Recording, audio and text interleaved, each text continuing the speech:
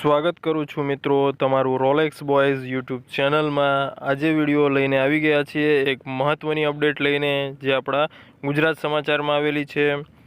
મહત્ત્વની અપડેટ છે ગૌણ સેવા પસંદગી મંડળની જાહેરાત।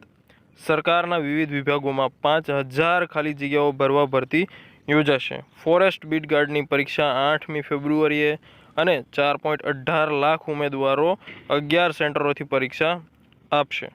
મિત્રો, ડિટેલમાં વાત કરીએ તો ગુજરાત ગૌણ સેવા પસંદગી મંડળના સચિવ હસમુખ પટેલ સરે જણાવ્યું હતું કે સરકારમાં ખાલી પડેલી જગ્યાઓ પર જેમ માંગણી આવે છે તેમ ભરતી શરૂ કરવામાં આવે છે।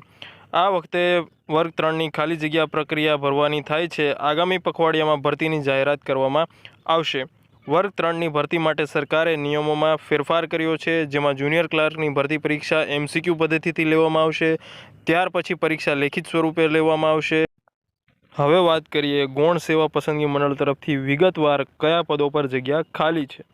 જુનિયર ક્લાર્કમાં 2500, સિનિયર ક્લાર્કમાં 550, કલેક્ટર કચેરી ક્લાર્કમાં 600, ઓફિસ આસિસ્ટન્ટમાં 200, હેડ ક્લાર્કમાં 150 અને સંશોધન અધિકારીમાં 100, સબ રજિસ્ટ્રાર 100, સમાજ કલ્યાણ નિરીક્ષણ 160, ATDOમાં 60, આંકડા મદદનીશમાં 90 અને મદદનીશ સમાજ કલ્યાણ અધિકારીમાં 9 તથા નાગરિક પુરવઠા નિગમ આસિસ્ટન્ટ ડેપો જે મેનેજર છે એની 370 જગ્યાઓ ખાલી રહે છે। જો માહિતી ગમે તો વિડીયોને લાઇક કરજો અને આપણી ચેનલ જરૂરથી જોઈન કરજો।